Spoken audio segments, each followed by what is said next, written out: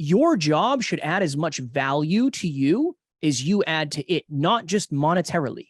I'm talking about helping you understand yourself at a deeper level. I'm talking about making sure that you understand finance, you understand health, you understand relationships. Imagine if your job helped you become a more competent, capable, happy, fulfilled human being. How much better would you be at your job?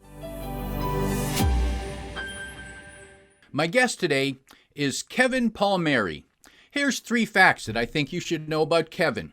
1, he is the CFO, founder, and co-host of Next Level University, a global top 100 self-improvement podcast with more than 1,000 episodes, reaching over I'm jealous, 500,000 people in more than 125 countries.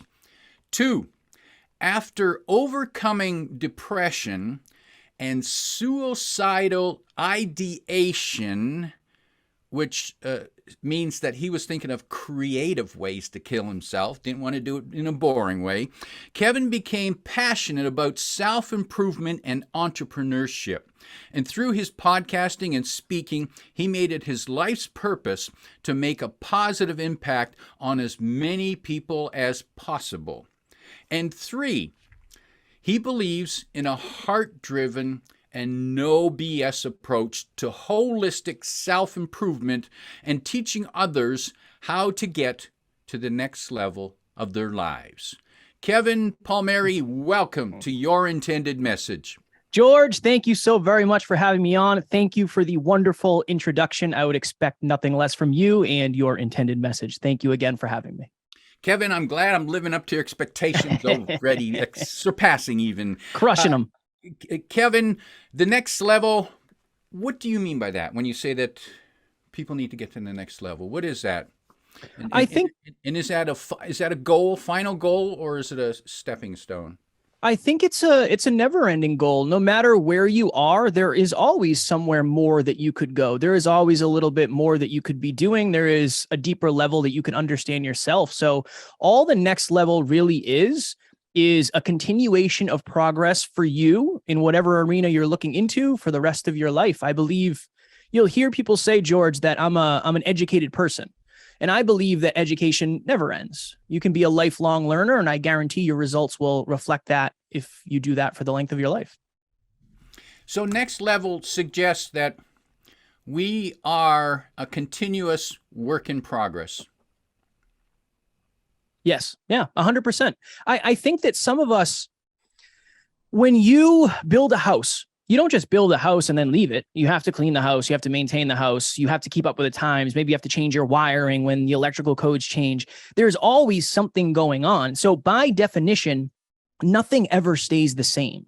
If something is quote unquote in maintenance mode, it's probably getting worse. And I'm not saying that as a human intrinsically you're getting worse, but if you're not creating new skills, if you're not becoming a better communicator, if you're not honing your leadership skills, you're probably losing ground and you're losing momentum and you're not going to get the opportunities and the impact that you want out of life. It's a never-ending game.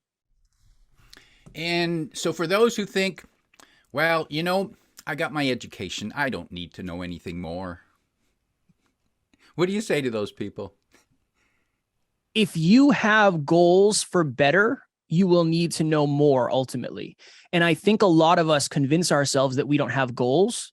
And maybe it can come from a lot of things. Maybe you don't believe in yourself. Maybe you don't think it'll be worth it. But if you want more out of life than you currently have, you most likely will need to level up somewhere. One of my favorite quotes is, what you know has gotten you to where you are today.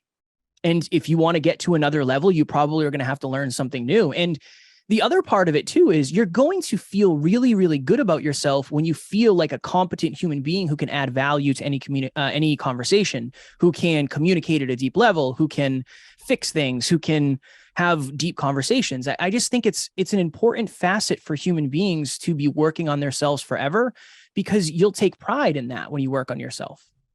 And Kevin, I think I heard a powerful insight there. You mentioned about when you improve, when you get better, you feel better, you feel good about yourself. And it perhaps to me that that feeling good about yourself is those little accomplishments that you make every day, every week, every year. I grew up with very low self-worth, George, and I always wondered why. And I think a lot of the reason behind that was I wasn't willing to try new things. And I wasn't willing to prove to myself that I actually was more capable than I gave myself credit for. And by doing that, I actually kept lowering my worth, lowering my worth, lowering my worth. So when you do things that maybe you didn't believe were possible, when you learn something that helps you understand yourself at a deeper level, I think you can start to value yourself internally at the appropriate level. And I think it takes self-awareness, which is going to take learning ultimately. Yeah. Hmm. And you said you lowered your self-worth, your self-esteem, and it sounds like at one point you lowered it so much that you even thought, well, what's the point of living anymore? I'm not worth anything. How did you escape from that prison? I think that for me, I had found quote unquote success. So I was a six-figure earner at 26. And I remember when I opened my final pay stub, I said, why aren't I happier than I am? This is exactly what I wanted. I have everything I could ever want. What's going on here? So I think I got all this awareness at once about what true happiness, quote unquote, and success was. Now, luckily, I had a very supportive group of people around me. So the day that I felt the worst, the day that I was having these suicidal thoughts, I texted somebody close to me and I said, hey, I'm having these thoughts. I'm having these feelings. I'm having these emotions. I don't know what's going on. I don't know what to do. And I think two things happened. One, I was in enough pain to reach out to somebody. Two, the person I reached out to gave me permission to make a different choice that day. He said, well, so much has changed, Kev, for you, but your environments are the same. Of course, you don't feel valued. You're hanging out in places where you're not valued. And if you were hanging out where you should be hanging out, you would be valued and you'd feel more valuable and your self-worth would be higher.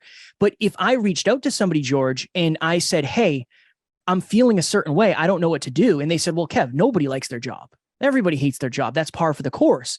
Then what are the odds I would have felt safe enough, courageous enough, and supported enough to actually leave? So in a weird way, Alan is the person I reached out to. His intended message was you should really do what's going to make you the most happy and fulfilled. And he gave me the permission to do that, which I know a lot of people wouldn't necessarily have in that situation. And why do you think you needed permission or people need permission? Do we create traps for ourselves? Do we say, well, this is what I'm supposed to do. This is what I trained for, or this is what they hired me to do. I guess I better just keep doing it. And people expect me to do this. Yeah, I think it's one of those scenarios where very, very rarely when we're growing up, and at least this was my experience, I didn't really see a lot of people living their dreams. I didn't see a lot of people who were truly, truly fulfilled in amazing relationships, loving their jobs, financially free, healthy. That wasn't something I experienced. So you have to understand that when you're pinging ideas off of people, people are giving you their limiting beliefs. People are giving you pieces of their trauma. They're giving you their expectations. So yeah, I think we do create traps for ourselves, but I think our communities also can hold us back in unintentional ways, just based on the fact that if I don't know anything about podcasting, George, and you ask me about podcasting, I can't add any value to your life. And I think a lot of us are going to people for advice that can't necessarily deliver value. And we just take their advice because we think they know better or we're afraid to say no. So yeah, I do believe we back ourselves into corners, and I definitely did that. But I also believe that there are people in their own corners that we're trying to get advice from that we probably shouldn't take advice from, as frank and transparent as that may sound. And so how do we know? Because we only know what we think we know, and we see the world from our perspective. How do we know that our world is too small? Unfortunately, I don't know if we do. I don't know that we really recognize that until some sort of necessity comes along. I believe that humans require necessity to change. Nobody, you said it yourself, George, you ran marathons. You ran marathons. So imagine saying one day, I'm going to run 26 miles and then not telling anybody, not signing up for a marathon, not getting your bib, not raising money if you had to do that, versus doing all that. The necessity of having people say, hey, George, good luck. Hey, George, you still doing that marathon? The necessity of that will make you do things that you wouldn't necessarily do otherwise. So I think that for many people, it does require some sort of pain, some sort of trauma for you to take a step back and say, oh, you know what? I'm living by accident every day, and I'm not paying attention to the things I actually want to do because I'm focused on the things that I need to do. Was it something for you, George, that made you run, or did you just decide one day I want to run a marathon? Yeah, and a good question. In high school, I was on the cross country team. And it's funny how things happen in life. How I got there is because I wanted to become popular with the girls, and I thought the way to do that would be to join the football team. Well, I went to try out for junior football, and at the first practice, the coach called me over and said, "Hey, son, the track team needs good men like you." And I looked at him and said, oh, I just been cut my first practice. And so I went to the track team, and I wasn't good at anything in the track team, but I ended up going to the cross country team because they accepted anybody. And so I ran around with this group of skinny looking, lanky, goofy looking guys. We ran around the school, ran around the blocks. And I remember our first race was a 6-mile race, and I dropped out of it. And however, throughout my life, I continued to run off and on over the years. And after about, here's the interesting part, after about 20 years, I'm finally saying to myself, George, you've been telling yourself you're going to run a marathon. When are you going to do it? Yeah. And I finally made the commitment and started to train, learned how to train to run longer distances, and I finally did it. And I can tell you, it was painful. both physically and emotionally. Yeah. Because the whole time you're running that race, you're having this conversation with yourself saying, oh man, this hurts. Why you keep doing this? Look at everyone else looks better than you. Until you cross the finish line, and then the voice says, see, I told you you could do it. I told you you could do it. Let's do another one. Once you cross the line. Yeah. Yeah. And Kevin, I know that you used to be a bodybuilder, and I got to imagine that you're used to pain, because that's got to be a lot of pain and boring, because I remember going to the gym and trying, to do some of the exercise with the equipment there, and I thought this is the most boring thing ever. And yet you managed to get through that. What kept you going?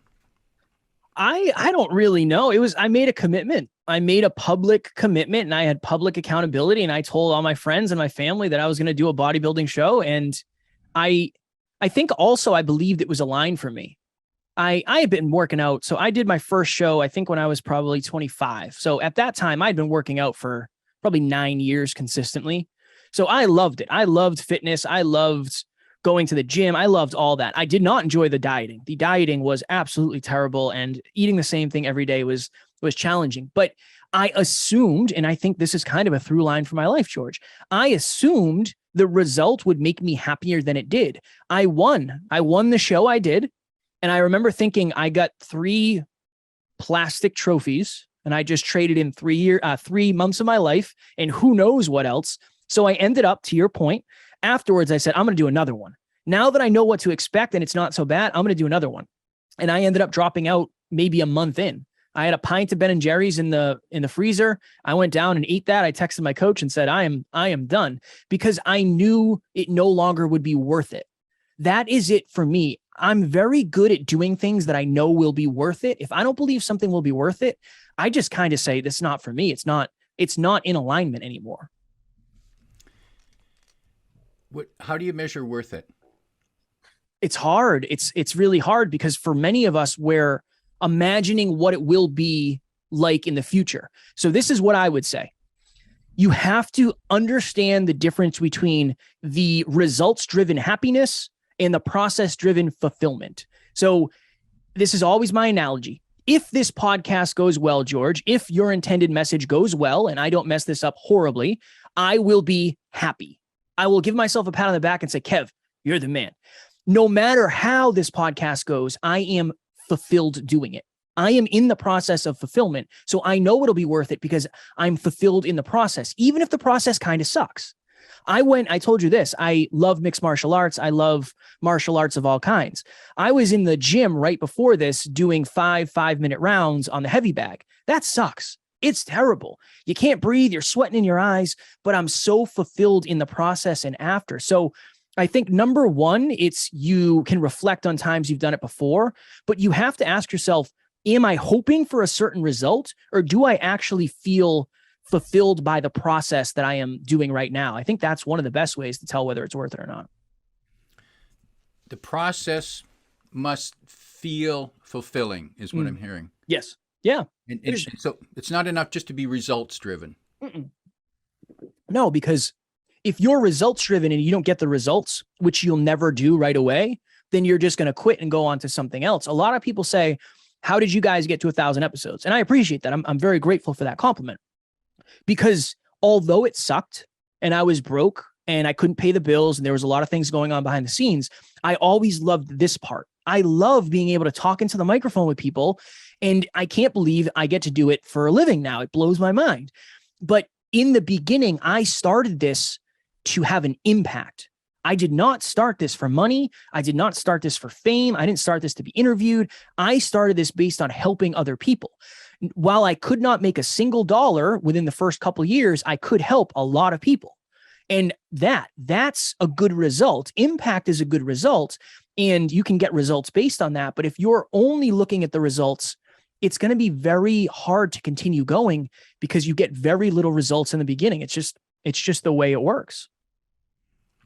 And yet business today is focused on results. And if you come to work for my company, I expect results pretty soon. Maybe not the first week, but the first quarter for sure. I want to see results from you. So what advice do you give to leaders on the messages they should be sending to the people who work for them, who they expect results from, but they might be killing them trying to get the results? I believe that if you can communicate the fact that I want you, and this is new age and it's very rare, but I want you to be as happy while you're here as you are when you're home. I want you to not only get results for the company, I want you to improve your own life's results. I don't want you to work here at the detriment of your own personal life. I think that what's happening, and I think something unique is going to shift in the future, where your job should add as much value to you as you add to it, not just monetarily. I'm talking about helping you understand yourself at a deeper level. I'm talking about making sure that you understand finance, you understand health, you understand relationships. Imagine if your job helped you become a more competent, capable, happy, fulfilled human being. How much better would you be at your job? And it goes back and forth. And that's why I think you have to lead by example. A lot of leaders are saying, I need you to get blank results, blank results, blank results, blank results, but they don't have any of the results that the people working with them look up to. They're not necessarily walking their talk. They're talking about it, but are they actually living that way? I think that's the way to do it, is to say, look, yes, it's important to get result A, result B. It's important to hit these numbers. It's important to measure these KPIs, but it's also important to make sure that this person's life is getting better outside of work. Because if it's getting better outside of work, ultimately they'll be able to help the business more. I just believe that when you're a fuller cup, you can pour more. And I don't think a lot of people understand the synchronicity of how that works long-term with somebody. And Kevin, I think that's worth repeating. When you're a full cup, you can pour more. When you're a drain cup, you've got nothing to give. Yeah. Yeah. I had a conversation with my business partner, and yes, we're the officers, but it's the thought, it's the fundamental. I said, hey, I'm looking to buy a new bed. It's going to be like $5,000 for my wife and I. And he said, will it help you sleep better? I said, yes. He said, do it, because you'll be more productive, and ultimately you'll be able to bring more money, more impact, and more mastery back into the business. So and again, I understand not every person working at a company is going to be able to do that, but just that fundamental of understanding, if I say, no, I know you have a family event coming up, but you can't do it, that's not helping. That's not necessarily helping. In this moment, maybe they stay and work, but it's a negative bid. It's going to hurt the relationship, and ultimately it's going to hurt the way they look at the company. And there's levels, there's depths that I don't think a lot of people are looking at. How do you believe leaders can better lead by example? Show people what they're doing. I think a lot of us we kind of segment ourselves where it's like, these are the people who are doing this and I'm the person up here. I believe if you have a more transparent view of your business, of what are you doing? What's on your calendar? What habits are you doing every single day? Everybody on our team can see my calendar. Everybody on our team can see the 23 habits I track every day. They see the reports I get for my productivity. So I think it's understanding maybe I'm higher up, quote unquote, in the business, but it doesn't mean I'm not doing the same things as you. It doesn't mean I won't do the things that you're doing if you need to take time off. That level of transparency, I believe, is the best way to lead through example, because people can actually see what you're doing. And there's not this imaginary wall between you and I. I think that's important. And I think that's the way business is going, really. And Kevin, I'm hearing something I think profound and quite unusual. And what I think you're saying is that, so if you are the leader of the organization and I work for you, naturally I've got to report to you on my KPIs, my results, and what you're saying is you also have a duty to let me know what you're doing. Yeah. What the hell do you get paid for, other than just sitting in that chair smoking that cigar? Yeah, I think it's important to have. It has to be mutually beneficial, but I think there also has to be a level of checks and balances, because if not, that's when people start to lose respect. That's where people start to lose perspective. That's where you lose the team aspect, where some people are doing this, other people are doing this. Everybody's going to have different roles and responsibilities, but it doesn't mean that you shouldn't know what other people are up to, especially the people who are telling you, hey, can you do this by this date? And I think the other thing too is owning your mistakes. That's one of the best ways to lead by example. We have a culture that we call fail forward. So when you make a mistake, understand I most likely have made the same mistake. It's not the end of the world. I'm way more focused on how we get up from the mistake than the mistake we made. And secondarily, I don't believe it's a mistake the first time. I mean, it's really like, that's okay. That's par for the course. If we make the same mistake over and over again, we're building a habit. But in the beginning, it's totally par for the course. Not only is it expected, it's welcomed, because it means you're learning something you didn't know before. You've mentioned the word habit a few times. Yes. How important, how productive is that, and how negative can that be? My goodness. Well, it's unreasonably productive because you're focusing in on what are the top 5 things that bring me the top 5 results I want, and how do I do more of those? And then you can reverse engineer based on that. So you're not getting lucky. But on the other side, it can get very negative and it can slow things down if you're not doing the right things, because what you do consistently will bring you results, whether they're the results you want or the results you don't want. So if I put $1 in my bank account every day over the course of 100 years, it'll add up. If I take $1 out of my bank account every day over the course of 100 years, it's going to add up. So yeah, it's this interesting thing where I think negative habits actually pay off worse than positive habits, because you're losing compound interest versus gaining it. So it's a weird thing. But yeah, I would say your habits are determining what you're going to have in 50 years, whether they're the right or the wrong. And if they're the wrong ones, you're going to see pretty quickly that you're losing momentum, and at least you'll have the opportunity to course correct. But your habits are the dictator of your future, right or wrong. Habits, dictator of your future. That's a mantra worth repeating. Kevin, tell us about Next Level University. Who's it for, and what might people find there? Next Level University is for dream chasers. It's a heart-driven but no BS approach to holistic self-improvement. That's all we talk about: how to get better at life, love, health, and wealth. And that is what you'll find. You'll hear conversations about ego. You'll hear conversations about finances, speaking, everything in between, really. So if you're a dream chaser who wants more out of life, that's what we're all about. And we do 7 episodes a week. So that way you can get a little better every single day, talking about habits and consistency, George, like we talked about already.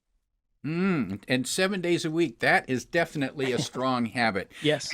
And people can find the link to Next Level University in the description below. Kevin, as we prepare to wrap up, if you could offer 1, 2, or 3 pieces of advice to a leader on how they can encourage their team to develop and practice more positive habits. Oh, man. One, I would say understand the upside of making relatability a habit. That would be one thing I would say is when you strengthen the relationship between you and somebody else, you also strengthen the opportunity.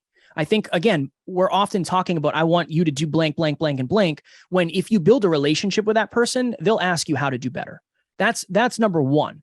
Number two, understand that people have lives outside of the organization, and they're always going to have lives outside of the organization. And if you can help them improve their lives outside of the organization, I promise they will help you improve the organization from within. And don't forget, at the end of the day, nobody's as good as they say. Nobody's as bad as they say. You usually fall somewhere in between. So don't let leadership get to your head, and make sure you stay humble, because that's probably how you got there in the first place. My guest today is Kevin Palmieri, reminding you that your job should add as much value to you as you add to the organization. If you like what you heard, remember to like, comment, and share this podcast. Come back every week for more practical insights to help you convey your intended message. I'm your host, George Torok.